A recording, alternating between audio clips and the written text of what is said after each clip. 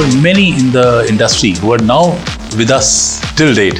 Roshan, what they used to say? They used to say, Mr. Khattar, you have actually entered a wrong line of business because the sun will only give you sunburns. There is no future of solar energy, and today it's the solar energy which is the centerpiece of every energy dialogue. The government is doing a fantastic job working on the demand side. Look at what Mr. Modi has done. The Prime Minister talking about that Muft Bijli Ghar Yojana. That Muft Bijli Yojana is all about, he's talking about 10 million rooftops. And a country like 1.42 billion people, imagine how many rooftops we have. And we have the geography also. We have the geography, left, right. Like you look at the east to west and amount of sunshine what we get. A few of the states like Rajasthan, they're all leading. Government has set a huge ambitious target, which I said 500 gigawatt by 2030, out of which 280 gigawatt target is for the solar. Government has already announced green hydrogen mission, and it talks about 5 million metric tons per annum. And second will be, again, in India, everything is scale driven. Today, it's at $3.50. Till the time it comes under $1, people will not be attracted towards it. It will always remain a conference topic. So like solar, but it's only a matter of time. And I think the day that happens, even all these fossil fuels will become a matter of museum. It's no more a feel-good factor to go solar or to go renewables. It's the economic sense. Tenders which government is issuing. Every tender by default has a clause of storage. Because now government has also realized that there's no fun of awarding a tender unless there is mechanism is green. So I think India's clean energy is, India's overall energy knows only one way, which is upwards. From 32 companies when we started many years back, that was in 2007, and today we stand at 800 plus, and I'm talking only about renewable energy. And so 800 plus from across the globe. And on that note, I hope the sun continues to shine on the Renewable Energy Expo, which will be held between 30th October and 1st November, and hope to see a lot of players taking part this year. Absolutely. Thank you so much. Thank you so very much. My pleasure. Hello and welcome to the Indian Express. Today I have with me a very interesting personality who's going to be talking about the future of energy in India, Mr. Rajneesh Khattar, who is the Senior Group Director of Energy and the Construction Portfolio at Informa Markets India. Rajneesh is an engineer by education and is the visionary behind the strategic growth of the show Renewable Energy India Expo.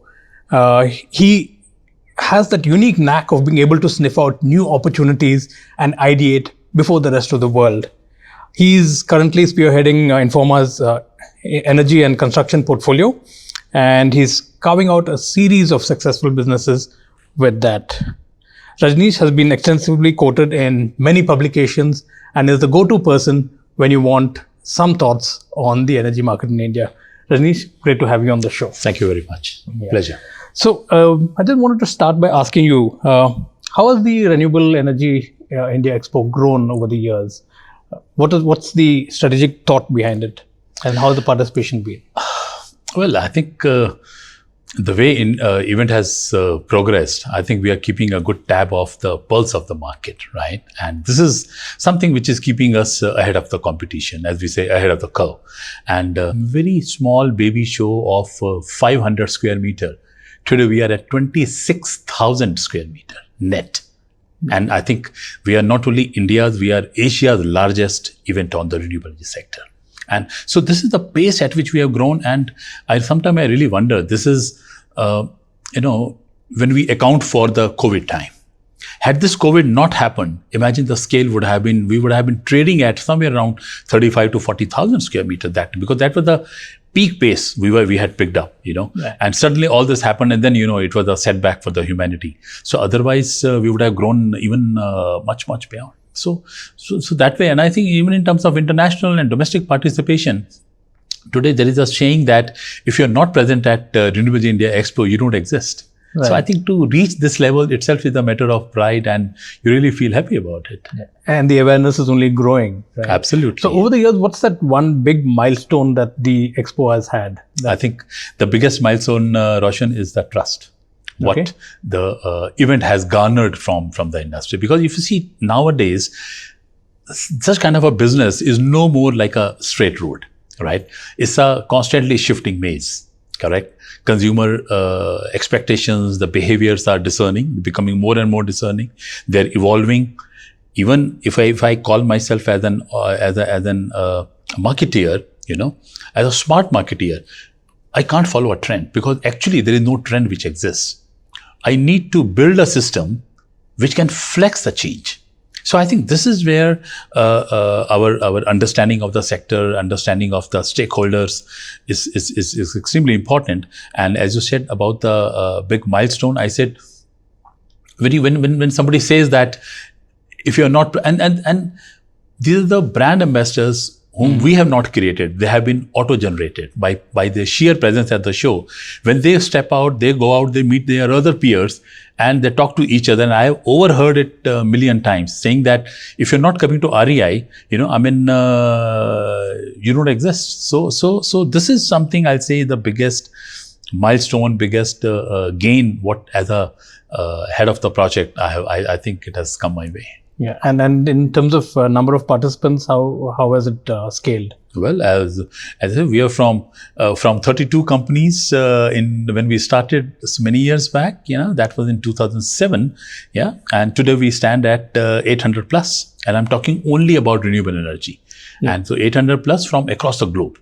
Yeah, that's the parameter. In fact, there have been times when we get companies from Australia to Canada, and we created our taglines like from Canada to it was New Zealand, if I'm not wrong. Yeah, from East. Canada to New Zealand, we have it all, because the entire North America, then the entire Europe, Middle East, China, all the things, Singapore, and then you go down to Australia, you go down to New Zealand. There have been participation coming from, and all the ministerial delegations which come. So that speaks a huge volume. Right. And I'm sure you've seen with every show some new innovation that's been coming, right? So what is that one innovation, or maybe like a couple of them that you could mention that really made a difference to the Renewable Energy Expo? I think the biggest revolution, if I may call, there are two parameters. One is the way efficiency of the panels is increasing. There was a time when R&D stopped at you can't have an efficiency of panels beyond 18.5%. And then it's the R&D which went into it. And today we have panels which are giving us 26%, 26.5 with each R&D effort. The efficiency, that means when I say efficiency, there is a more output coming from a fixed set of size of the solar panel. Yeah. This is all about the technological innovation. And secondly, I will say the biggest revolution or biggest aspect of this change has been the affordability.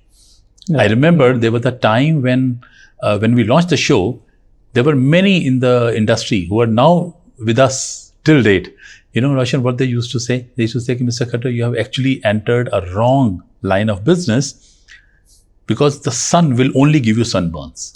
There is no future of solar energy. And today is the solar energy which is the centerpiece of every energy dialogue. If you talk about clean energy, you talk about India's energy basket, right? As much percentage of renewable energy is contributing, the biggest chunk of renewable energy is coming from solar. And as I said, the government is doing a fantastic job. Working on the demand side, and so many things. So the way prices have come down, that it's in a reach of you and me, it's affordable today.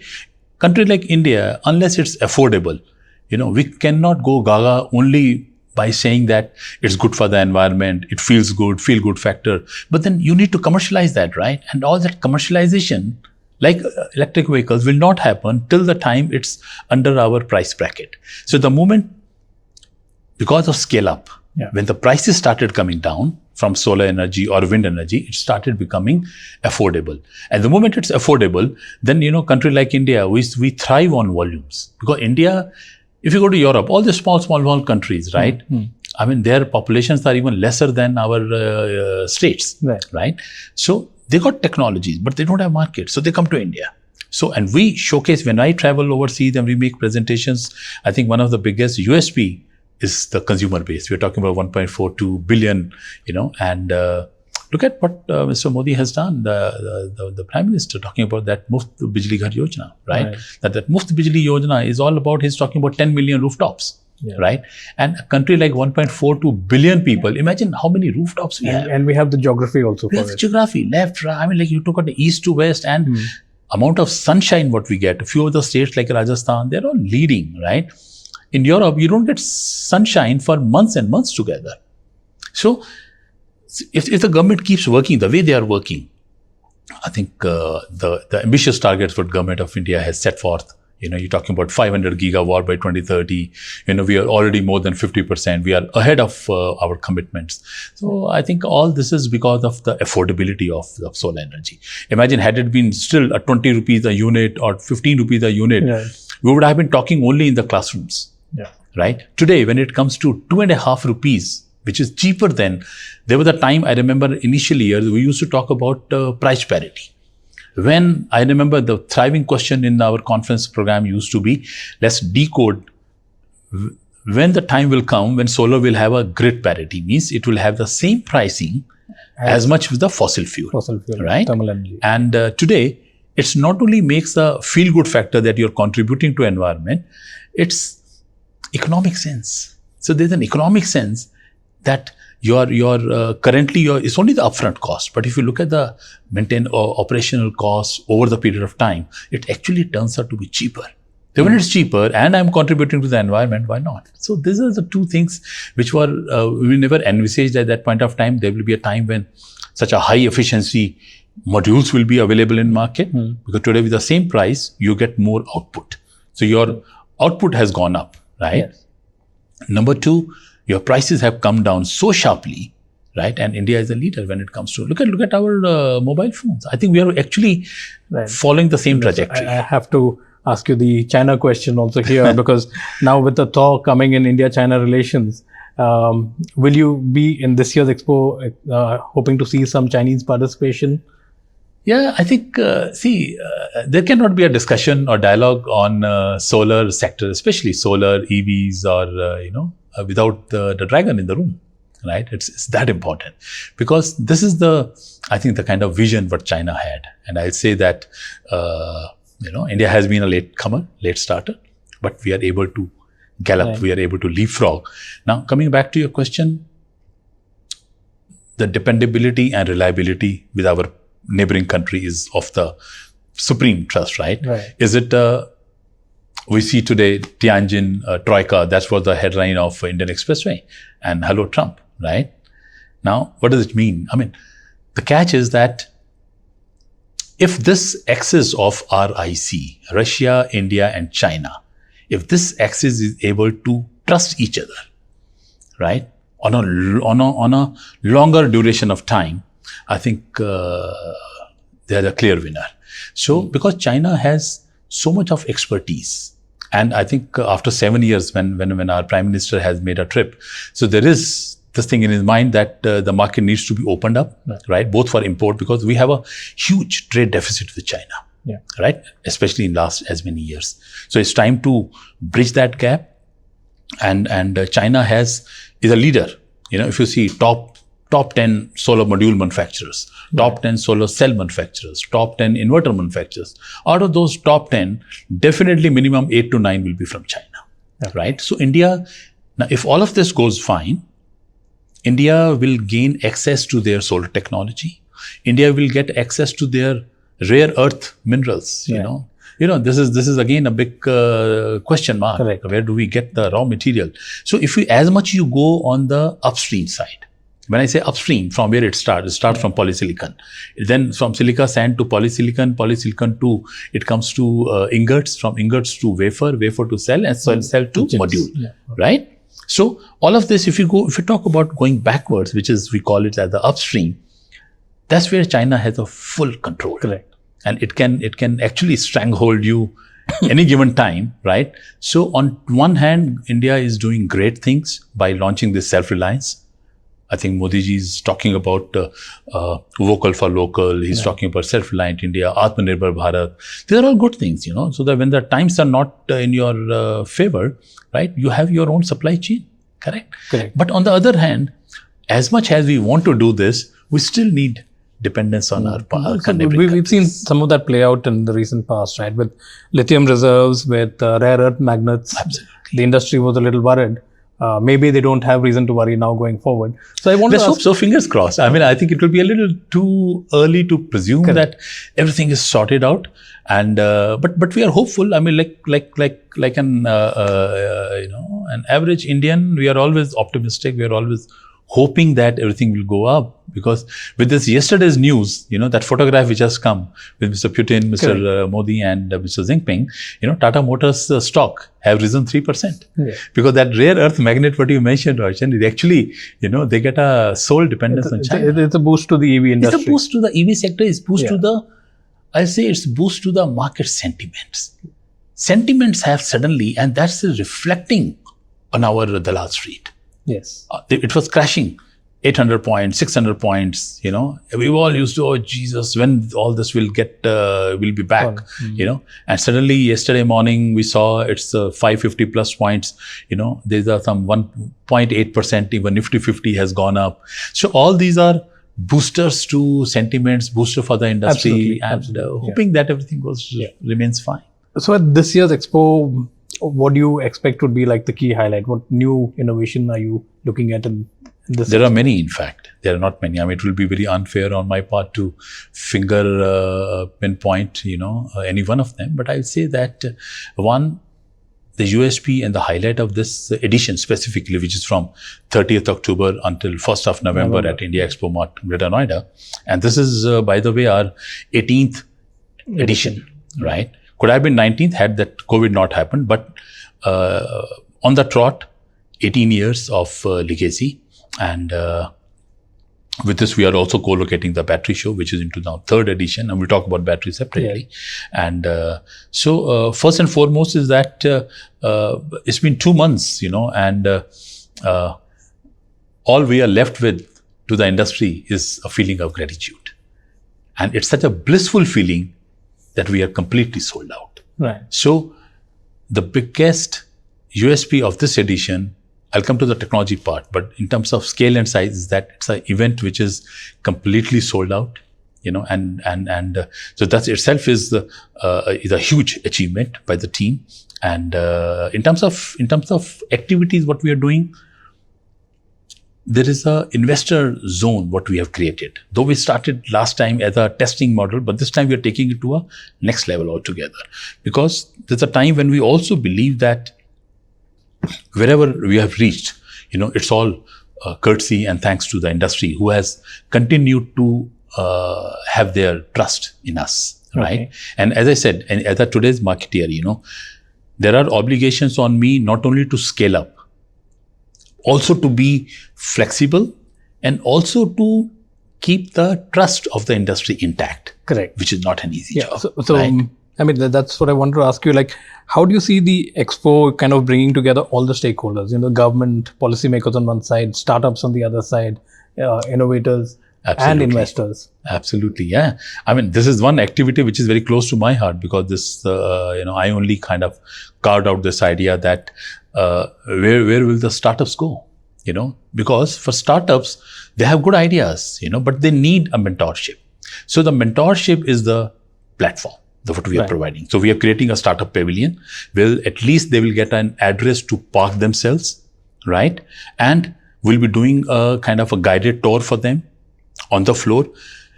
And you see, and of course, there is a investor zone, the area where they'll be doing a pitch. So we have a jury of investors and, let's say, those kind of companies who are willing to invest in the newer ideas. Right. So we're creating that 2 days event within the event. And so what will happen through the process, what this entire screening process, the final chosen ones will be invited to make a pitch, in-person pitch to the investors, right? And then we're not guaranteeing them that they'll get a funding then and there, but they will be taken within the within the mentorship of one of them, whosoever finds their best ideas, and he'll personally commit himself.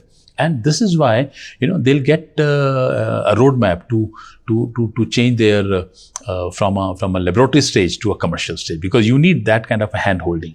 So we are giving them a hand-holding by creating this platform, by giving them an opportunity to pitch to the right investors so that they get funding. And so this is one. And secondly, we are also launching the first edition of energy storage. Okay. And Roshan, you'll appreciate the fact that as much we have been talking, about the generation of clean power, the generation of clean power, or rather generation of power, will remain incomplete till it's stored.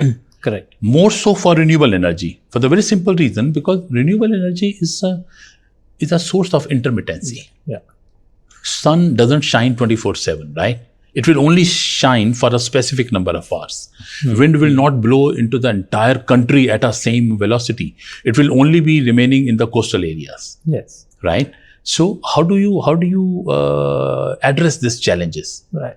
That the moment there is suddenly, for example, there's a high velocity of wind, right? Electricity will be more produced. When it produced, it has to go and inject it to the grid. Somewhere. Yeah. And if it suddenly goes to the grid will shut down because grid is not capable, grid is not resilient enough, right? So to address this intermittency of, and this is by nature, sun, wind, they will continue to remain intermittent. So we need to find an answer that with this intermittency, you can't stop that intermittency, but how can we address this challenge of intermittency? So there comes the storage. And I don't know if you are, if anyone is, and whosoever is keeping a track of the modern days, the tenders which government is issuing. Every tender by default has a clause of storage. Because now government has also realized that there's no fun of awarding a tender unless there is mechanism you'll generate. But if you don't store, 50% of your cost will go in a transmission distribution, right? You end up losing so much of money. Right. And so you need to store that. And it's like an ATM. You storage, you put your money in, draw when you need it. Right. It's a simple mechanism. So I think energy storage, so we have tied up with this UK-based company called Solar Media. Okay. And so we have a platform, we have the expertise, they are bringing their international expertise. So we are launching the first edition of energy storage, because energy storage is the way forward for India. Yep. So these are the two big highlights of this edition. Right. So going forward from here, where do you see the expo building from here? Storage, of course, will grow. And I think we're talking energy storage right now in terms of battery capacity and battery chemistry. Absolutely. I think the next leap is probably hydrogen. And how do you harness hydrogen and store hydrogen, which has been a challenge for a lot of companies. Yeah. So where do you see are you expecting some participation from these kind of players in the expo? We already have. I think it was very kind of you to when you introduced me and you said that there's a knack of sniffing ahead of the competition. So green hydrogen, specifically, if we talk about hydrogen, we're talking about the green hydrogen, because though we have already been 3 years that we have been dealing with this subject. It's not on the expo floor, but we have been doing symposiums, we have been doing seminars, because it is still at that level, And but I see the role of green hydrogen as a fuel for mobility in the coming times very much, right? And because I think nobody can stop the pace at which India's economy is growing, right? Similarly, the mobility will go up, and there's all the more thrust on going net zero. Right? You're talking about 2070. It looks 2070 is like you and me will not be there, right? But still, 2070 is not too far. I mean, imagine how many years we have taken to reach where we are. And we need to actually leapfrog and accelerate. So green hydrogen is a great subject. A lot of research is to be done, not on the production of green hydrogen. Hydrogen gas is in air. It's the most abundant. But when you say green hydrogen, it's like the resources which you need to generate hydrogen has to be from renewable sources, right? Yeah. So that's where the usage of renewable energy will again go up by producing green hydrogen. But the biggest problem is the storage and the transportation. How do you transport green hydrogen from place A to place B, which is, let's say, 500 kilometers away, 300 kilometers? So these are the practical. I think research work is happening for good. Government has already announced green hydrogen mission, and it talks about 5 million metric tons per annum, right? And second will be, again, I mean, in India everything is scale driven. Today it's at $3.50, right? And till the time it comes under $1, people will not be attracted towards it. It will always remain a conference topic, right? So like solar. But it's only a matter of time. And I think the day that happens, even all these fossil fuels will become a matter of museum, right? And the day is not far. Right. So green hydrogen is one aspect. And today you see even the green ammonia. which is being used in factories like fertilizers and steel, and because they are the guzzlers of power. Right. Yeah. So green ammonia is being used as a gas there, and look at the tenders which are coming. Price has come down to below 50 rupees a kg. It's all because of scale. So India is that country which thrives on scale, and I think so. Green hydrogen is definitely will be way forward. Okay. And in my opinion, energy storage is going to be the next big thing. And last but not least, the data centers. Right. Because if you see today, a lot of PE giants, it's whatever private equity players are there, they are talking about $20 to $25 billion of investments in India's digital infra, which includes AI, cloud computing. Right. And it also includes data center, because data centers are going to be huge guzzlers, right? And you need to put a break on that. Especially with AI coming in now. AI coming in, your scale and size of organizations is going up. There's so much of computational is happening. You and me are thriving on data. Company like ours, data is like our lifeline. I mean, it's our backbone. We thrive on our database, right? Correct. And to store this data, you can't use a third-party server, right? You want to be under your control. Right. And data centers like ICUs and CCUs, they need 24/7 supply of power. Right. And if you start using fossil fuel to do that, then you are coming back to from where you started. Then you don't want that, right? So imagine if you look at this, completes a circle. Green hydrogen,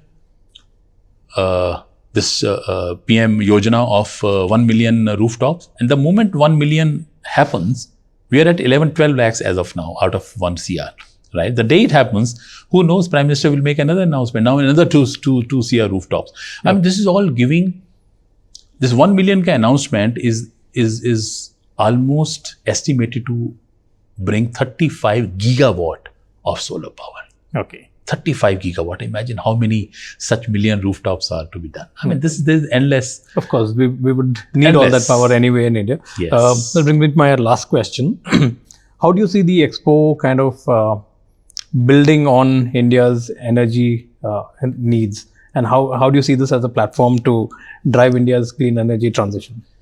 I think this is absolutely hand in hand.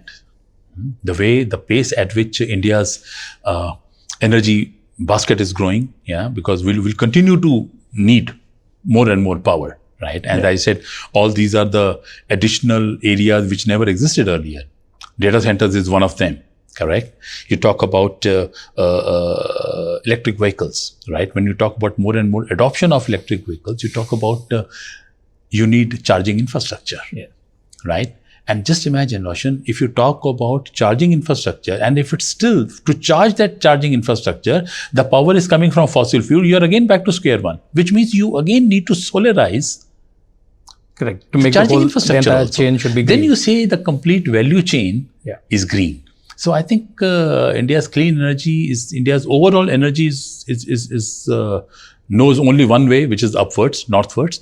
Similarly, the contribution of renewable energy as a pie of the cake is up the rise. Government has set a huge ambitious target, which I said 500 gigawatt by 2030, out of which 280 gigawatt target is for the solar, right? And the solar alone is going to be tremendous. And government is, government is doing very sensible things. They said no subsidies, end of the subsidy era. We gave subsidy when sector was coming off age. Aaj ki tarikh mein, what subsidies are we talking, right? It's been 30 years, 40 years, there's at least 30, 35 years of solar, right? You still need subsidies? No. So what government is doing, then you say, how do I expand my business? I'll give you business. So government is working on the demand side. So looking at that, the way demand is up the rise, the way I think there is a lot more conscious effort, there is a lot more awareness of going green. So on one hand, we are talking about awareness. On one hand, we are talking, as I said, it's no more a feel-good factor to go solar or to go renewables. It's the economic sense. So economics tells that we should go solar. right? And when the storage element gets fully incorporated, I'm not even worried. Even if it rains, even if it's sun doesn't shine for 2 days, I have enough power in my bank. Right? I mean, if I may call it as a energy bank. So as I said, it's a typical case of a ATM. You put your money and draw when you need it. Right. And on that note, I hope the sun continues to shine on the Very much Renewable hopeful. Energy Expo, which will be held between 30th October and 1st November. And hope to see a lot of players taking part this year. Absolutely. Thank you so much, Rajneesh. Thank you so for very joining much. us. My Thank pleasure. Thank you.